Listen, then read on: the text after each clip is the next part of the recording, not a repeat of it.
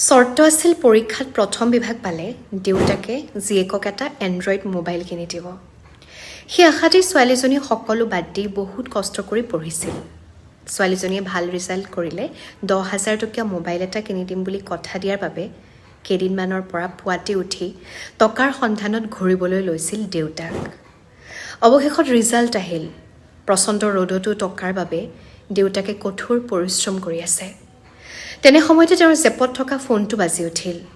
সিফালৰ পৰা তেওঁৰ ছোৱালীয়ে আৱেগ ভৰা কণ্ঠৰে ক'লে, দেউতা, মই ফাৰ্ষ্ট ডিভিজন পালোঁ, লগতে 2টা ছাবজেক্টত লেটাৰো পালোঁ।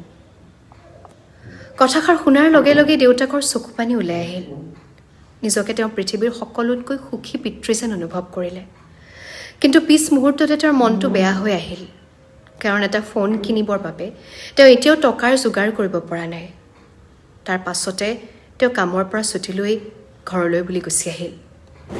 ঘৰত সোমোৱাৰ লগে লগে সন্তানৰ এষাৰ কথা শুনি তেওঁৰ চকুপানী বৈ আহিল।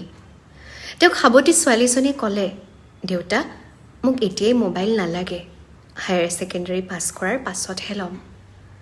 সঁচাকৈ কি আচৰিত, কালিলৈকে নাচৰ বান্দা ছোৱালীজনীয়ে আজি নিজ পিতৃক বুজি পাইছে। এনে ঘটনাৰ অলেখ সাক্ষী হ'ল মধ্যবিত্ত পৰিয়ালৰ ছোৱালীবিলাক। এইদৰে হয়তো দামী ফোনৰ দৰে কোনো উপহাৰ পোৱাৰ লোভ এওঁলোকে এৰাই চলিব পাৰে। যিসকলে ইতিমধ্যে উল্লেখ কৰা ছোৱালীজনীৰ দৰে পিতৃৰ কষ্টক বুজিব পাৰে, অদূৰ ভৱিষ্যতে তেওঁলোকেই সফল হয়। আৰু যিসকলে পিতৃৰ কষ্টক হৃদয়ংগম কৰিব নোৱাৰে, তেনে সন্তানৰ ভৱিষ্যতে কি হয় আমাৰ চাৰিওফালে চালে বহুতো উদাহৰণ দেখিবলৈ পোৱা যায়। সেইসকল পিতৃলৈ সহস্ৰ প্ৰণাম, যিসকলে নিজৰ প্ৰতিটোপাল ঘামৰ বিনিময়ত নিজ সন্তানক মানুহৰূপে গঢ়ি তুলিছে। এই ভিডিঅ'টিৰ জৰিয়তে প্ৰতিগৰাকী পিতৃলৈ সেৱা যাচিলোঁ।